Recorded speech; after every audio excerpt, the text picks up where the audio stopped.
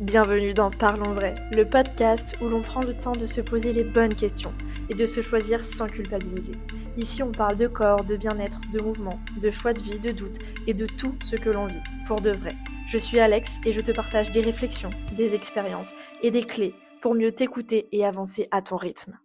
Hello, on se retrouve aujourd'hui pour le dernier épisode de podcast de cet été, avant de repartir effectivement sur des podcasts et je l'espère avec, la co-intervention.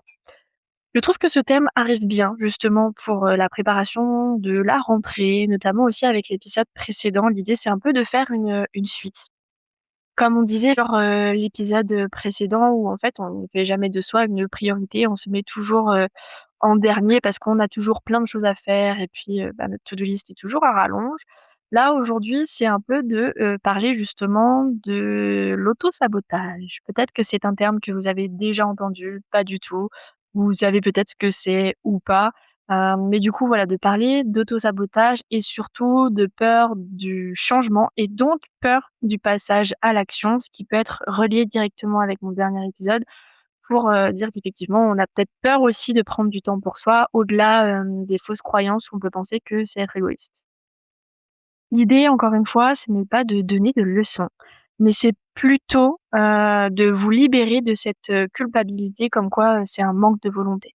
Un peu expliquer aussi, en fait, que souvent, c'est des mécanismes naturels, qui se mettent en place, notamment à travers le système nerveux et puis des mécanismes inconscients, face notamment à l'inconnu et puis, du coup aussi expliquer un peu, pourquoi je parle de ça aujourd'hui, encore une fois de par mon expérience personnelle notamment, mais, aussi, à travers, mon expérience, avec justement des femmes que j'ai pu suivre.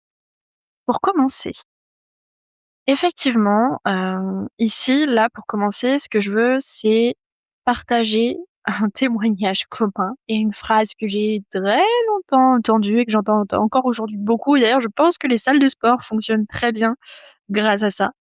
C'est, je sais exactement ce qui me fait du bien. J'ai acheté des programmes, des livres ou alors, je sais pas, je me suis inscrite, à la salle de sport, mais j'arrive pas à m'y tenir. Ça doit être, un manque de volonté ou alors, c'est pas fait pour moi. C'est vrai qu'en fait, on rejette souvent dès l'entrée, dès le début, la faute. La faute, peut-être qu'au mois de janvier, c'est la fatigue, peut-être qu'au mois de septembre, non mais là, c'est parce qu'il faut que je m'occupe de mes enfants. Il y a la rentrée, il y a toute la préparation, puis après c'est bon, je pourrais y retourner ou je pourrais prendre ce temps pour moi. Donc OK, toujours en faisant le lien avec notre, dernier épisode, c'est vrai qu'on est toujours, voilà, dans une, dynamique à faire plus et souvent, comme je disais, même si la société nous l'impose, on se l'impose aussi beaucoup nous-mêmes, à vouloir toujours faire plus. Et finalement, en fait, le plus dur, on le sait, c'est de se lancer. Mais la vérité, c'est que le plus dur, c'est pas forcément que de se lancer. C'est aussi de maintenir cette volonté et ce changement sur la durée. Parce que comme je vous l'ai dit à travers un peu la phrase type que j'ai déjà entendue plein de fois, se lancer sur un coup quand on a la motivation qui va être ponctuelle, généralement, ça arrive. On arrive à le mettre en place, on se motive entre amis et cetera et puis let's go, c'est parti. Mais c'est plutôt sur le long terme, justement cette discipline et je sais qu'il y en a beaucoup qui me demandent des fois, alors soit des nouveaux clients ou alors même des personnes avec qui, je discute, comme ça, qui me disent: «Non mais tu as un secret pour justement garder la motivation sur le long terme? Parce que franchement, j'y arrive pas, quoi». Et c'est vrai que, moi je dis beaucoup, c'est trouver cette notion de plaisir aussi, qui va aider.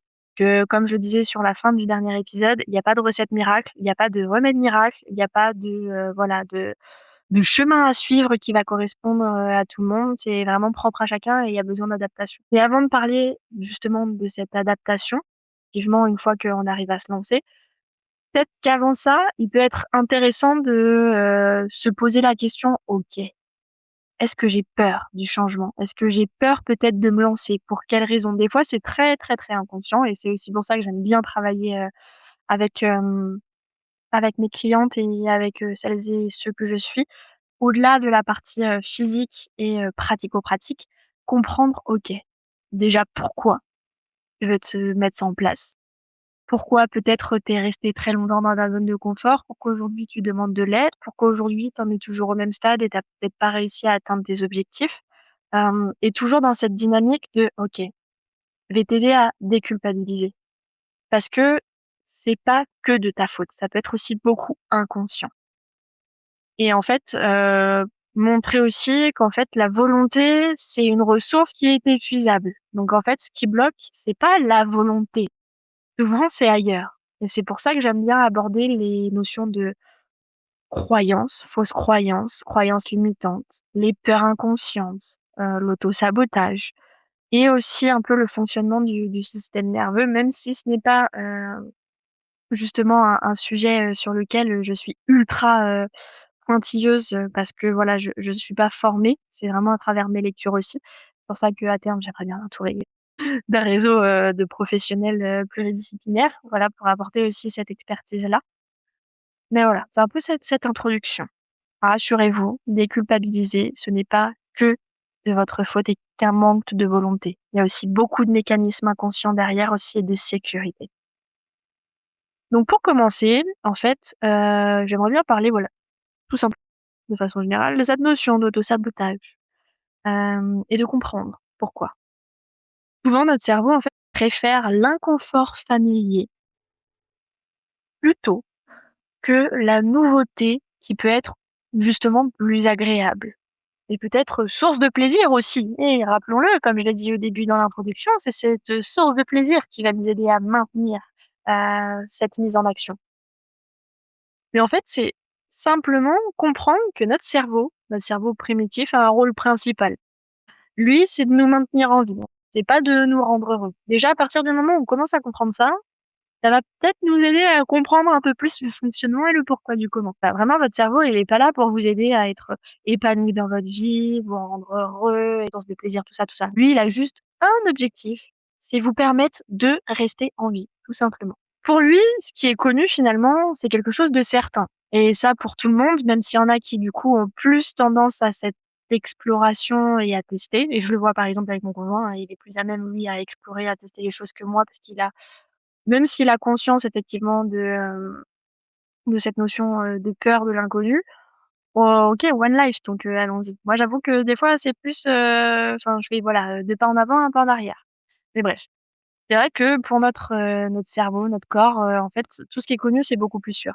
Donc un corps douloureux, fatigué, mais familier, finalement, c'est perçu comme quelque chose qui est moins dangereux qu'un changement, radical ou pas. Même si ce changement, sur le long terme ou le court terme, sera positif. Comme c'est de l'inconnu, bah, on peut pas trop prévoir ce qui va se passer. C'est aussi pour ça qu'on dit que voilà, pour apprendre à se connaître, il faut expérimenter, explorer. Mais effectivement, tout changement induit inconnu et donc induit danger potentiel pour nous, par rapport à la mort et pour notre système nerveux, OK? C'est là aussi où on peut introduire justement ce mécanisme d'auto-sabotage. Effectivement, c'est, une stratégie, de protection, inconsciente, hein, vraiment, et dès que tu vas commencer à aller un petit peu mieux ou à changer tes habitudes, ton système d'alarme, lui, il va sonner un peu, enfin ton système nerveux, pardon, va sonner un peu, l'alarme, et activer un peu, le levier, le frein. OK, procrastination, peut-être, des réactions corporelles à travers aussi l'alimentation, oublier certaines choses, OK? C'est pour vraiment, te ramener à ta zone de confort et te dire: «OK, là, tu es en sécurité, donc on va mettre en place des choses pour que tu puisses, rester, dans cette zone de sécurité et cet environnement qui est OK, connu». OK? Même si parfois, finalement, cette, zone de confort, la zone de sécurité, est une zone d'inconfort parce que l'on n'est pas bien. Comme, je pouvais l'évoquer dans l'épisode précédent où, un peu avec cet effet aussi cocotte minute, bah, rester dans la situation dans laquelle on est, au bout d'un moment, c'est trop et puis, ton système nerveux est complètement déréglé et puis tu es perdu, quoi. Tu es, dépassé par tout. C'est là aussi, du coup, où je vais intégrer un peu, cette notion de motivation, discipline et de sécurité.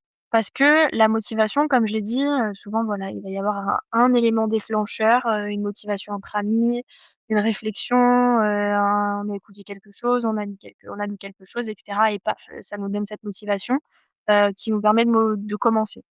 La discipline, c'est ce qui va nous permettre de continuer, d'avancer. Mais seule la sécurité interne, notamment à travers un système nerveux régulé, va permettre de maintenir ce changement. effectivement, si le corps se sent en insécurité, ça va être ultra compliqué de garder une discipline sur le long terme. C'est pour ça aussi que j'aime bien mettre en place parce que je trouve que pour moi, la respiration, c'est un outil formidable et j'adorerais me former aussi d'être en plus par rapport à ça. Mais c'est un outil formidable, la visualisation, la sophrologie pour, visualiser justement ce cadre de sécurité et aussi du coup venir apaiser votre système nerveux et lui envoyer un message en lui disant: «OK là, t'inquiète, tu es en sécurité, le cadre il est OK, tout est OK, nickel, on continue sur cette lancée». Et du coup, justement, notion d'auto-sabotage, peur aussi, bah, moi je l'ai pas mal connue. Je l'ai pas mal, connue à travers des réactions, justement avant de tout quitter. Voilà, il y avait, cette zone de confort et en fait où je faisais pas de choix et je me rends compte aussi beaucoup dans mes relations, personnelles que, souvent je dis: «Non mais t'inquiète, je suis». En fait, prends pas de décision. Comme je prends pas de décision, ça m'incite pas à changer, enfin à changer. Encore une fois, j'aime pas parler de changement, mais plutôt de transition, de transformation. Ça m'aide pas à sortir de cette zone de confort puisque je garde cette sécurité interne où je me dis: «OK, c'est pas ma décision, je prends pas de décision, je suis, le mouvement et cetera». Déjà à partir de là, cette action-là, c'est un peu une forme aussi, voilà, d'auto-sabotage et de se dire: «OK, je reste dans ma zone de confort». Mais finalement, avec du recul, c'est vrai que, bah, l'absence de choix, finalement, c'est aussi un choix et où, bah, on peut pas dire, du coup qu'on n'est pas bien. Pour moi, du coup, c'est légitime, tu vois? Mais quelque part, en même temps, c'est pas légitime de dire: «Bah, OK, je suis pas bien dans cette situation-là et tout», même si c'est une zone, ma zone de confort, où je sens que c'est inconfortable, mais finalement, bah, j'y peux rien, c'est comme ça, bah, ouais, en fait, si, c'est à toi de choisir et encore une fois, comme je pouvais en parler sur le dernier épisode, tout est une question aussi de choix. Une question de choix, mais aussi, comme je le disais, une question de croyance et de peur. C'est pour ça que je me suis intéressée aussi, par rapport à mon mal-être, notamment à l'époque, quand mon conjoint aussi est parti en Espagne et que j'ai vu qu'il partait sans moi et tout, il y a eu une forme de jalousie, un peu une jalousie mal placée et où ça m'a amenée aussi à me remettre en question, à me dire: «Bah ouais, mais OK, en fait, pourquoi tu es jalouse? Parce que, sans parler de lui, tu as le choix, de partir, de la région parisienne, de quitter ton CDI, de faire autre chose pour être plus épanouie, de faire moins, de voilà, tu as le choix. Donc au final, si tu es pas bien, c'est de ta faute, c'est pas de sa faute. Donc voilà, l'idée c'est pas d'être dans la culpabilité, mais c'est aussi remettre en avant le fait que, bah, tu as le choix de ta propre vie et de tes propres décisions. Mais du coup, au-delà de cette prise de conscience de: «OK, bon, je réagis de telle façon, c'est peut-être qu'il y a une raison, donc effectivement, c'est moi qui ai le choix, mais j'ai peur, quoi». Mais du coup, j'ai peur de quoi? Quelles sont mes croyances? Pourquoi j'ose pas passer à l'action? Parce qu'en effet, ce cocon, même s'il est inconfortable et je sens que je suis pas bien, bah, je le connais donc au moins j'y risque pas grand-chose. C'est aussi du coup, voilà, encore une fois, rappeler qu'il y a pas de feuille de route parfaite. Pour ça que pour moi tous ces programmes, hyper stricts et qui te montrent, en 10 leçons, comment atteindre ton objectif, c'est un peu une illusion aussi, parce que ça n'existe pas et que du coup ça peut être encore plus source de frustration, d'échec, de cercle vicieux à ne plus vouloir sortir de sa zone de confort. Parce que, voilà, en fait, ça impose un certain cadre sans prendre en compte, pardon, votre histoire, vos traumatismes, vos peurs, vos croyances. Tout ça qui découle de votre histoire, de vos expériences et de votre éducation. C'est pour ça que, encore une fois, pour moi, c'est vraiment une question d'adaptation, propre à chacun, en tout cas par rapport à ce qui peut être proposé d'extérieur. Mais en fait, on peut pas savoir ce qui nous attend si on n'essaie pas. C'est pour ça aussi, à travers beaucoup de lectures, ce qui ressort, en fait, c'est que pour apprendre et mon copain, c'était le premier à me le dire, mais pour apprendre, faut expérimenter, faut explorer. Alors faut sortir de sa zone de confort et faut faire face effectivement à des peurs et faut accueillir ces peurs-là. C'est parce que la peur du changement, c'est normal, c'est inné, comme je l'expliquais aussi, voilà, au niveau corporel, au niveau du cerveau, au niveau du système nerveux. Il va toujours chercher à vous garder dans cette zone de sécurité, de cette zone interne, que vous connaissez très bien, même si c'est inconfortable. Donc il va pas y avoir le choix que de faire face à ses peurs, que de faire face à des sentiments un peu, désagréables. C'est pour ça aussi, je disais dans l'épisode précédent, bah, c'est jamais tout beau tout rose ce chemin. Mais effectivement, quand on veut être plus épanoui, tu peux pas le reprocher à d'autres autour de toi parce que, peu importe la situation, j'estime que tu as toujours le choix et que ce choix, il te revient parce que tu es le maître de ta propre vie. Même si encore une fois, c'est très facile à dire parce que dans certains contextes, c'est plus délicat, c'est plus compliqué. Ça, je l'entends complètement. Voilà, encore une fois, l'idée, c'est pas d'être dans cette, culpabilité de donner des leçons. Moi, voilà, je parle par rapport à mon expérience personnelle et à ce que je vois à travers les expériences des autres, notamment dans mes suivis. Mais voilà, c'est de se dire qu'il y a pas de feuille de route parfait, on a toutes des histoires différentes. Enfin, de se dire que, bah, ouais, mais du coup, si tu veux changer les choses, il va falloir faire des choix, il va falloir accueillir la peur, même si elle est normale, de se dire que non, faut pas l'enfouir. Comme je dis, c'est bien les phrases positives, tout ce qui motive et tout, mais c'est OK de pas aller bien, c'est OK de traverser des moments où c'est compliqué, il y a des remises en question et faut pas les faire disparaître, faut pas les enfouir. D'où l'importance toujours d'être connecté à son corps, à ses sensations, à ses émotions, à ses ressentis. C'est pas de les enfouir, de les faire disparaître, c'est d'apprendre à avancer avec elles et en rassurant aussi son corps et son esprit et pour ça, il y a plein d'outils, notamment la respiration, je trouve que c'est un outil formidable.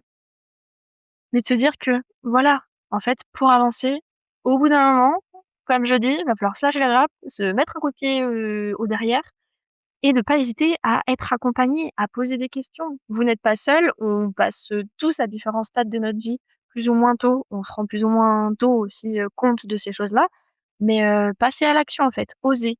C'est vraiment une question, de choix, d'oser et de faire face, du coup, à ses peurs et ses croyances et en fait, voilà, il y a pas de solution miracle. Mais c'est comme ça qu'on peut aller vers un cercle un peu plus vertueux. Pour changer durablement, en fait, pour moi, il faut pas forcer le passage, par, des injonctions, des violences, des restrictions. En fait, il faut juste rassurer notre système nerveux et y aller progressivement, petit pas par petit pas, micro-changement par micro-changement. Et d'ailleurs, c'est pour ça aussi que j'ai encore une fois créé mes studios, créé mon futur programme Intégral Care, parce que c'est pas une feuille de route ou un énième, programme, qui va vous donner la leçon, en fait et qui enfin, la leçon, qui va vous donner le chemin à suivre, en fait. L'idée, c'est proposer quelque chose qui va s'adapter, en fait, à vous et vous permettre, en fait, de vous découvrir, de faire face aux peurs, de faire face aux changements. Mais c'est comme, je suis sûre que si vous avez un enfant ou même si c'est pas votre enfant, je le vois avec, la fille de mon conjoint, ça vous énerve quand il y a un enfant qui dit: «Ah ouais, non mais moi je mange pas ça, j'aime pas ça». Ah ouais, mais si tu as pas goûté, tu peux pas savoir. Bah, c'est pareil avec l'expérimentation pour sortir de sa zone de confort.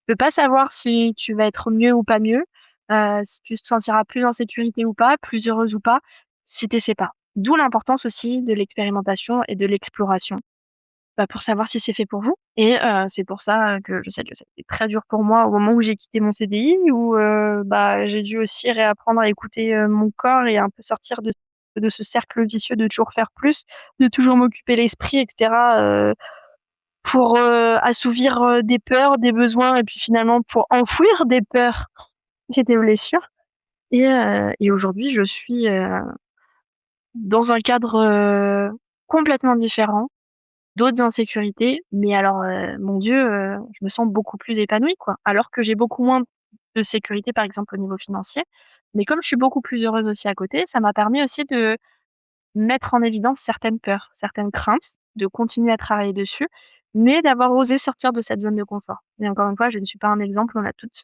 et tous des peurs différentes, des blessures différentes, des croyances différentes et c'est pour ça que c'est important aussi et je trouve intéressant de s'y intéresser, de les mettre en évidence, mais pas que.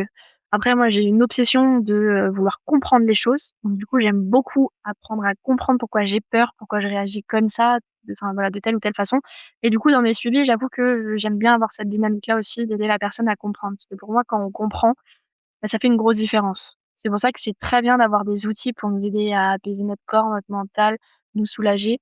Mais après, au-delà de juste mettre un pansement, faut aussi, voilà, comprendre l'origine et d'où ça vient pour avoir encore une action, plus, durable et encore une fois, comme je dis, ne pas forcer le passage à l'action. OK, c'est hyper important.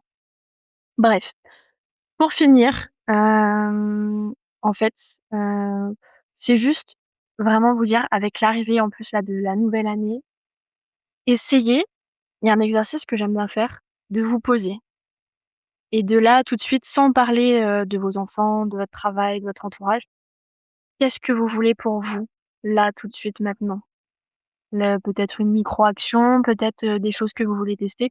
Moi, je sais que sur mon frigo, j'ai une liste, de choses où je me dis souvent je le fais à la nouvelle année, je me dis: «Cette année, OK, je vais essayer telle et telle chose, je veux expérimenter» et en fait, pour me booster un peu plus aussi, ce que j'ai fait, c'est que j'ai envoyé ma liste à mon conjoint pour qu'en fait, il puisse aussi m'aider parce que, voilà, il m'a dit: «Mais moi, c'est avec grand plaisir que je t'aiderai à te booster aussi pour, expérimenter, tester des choses».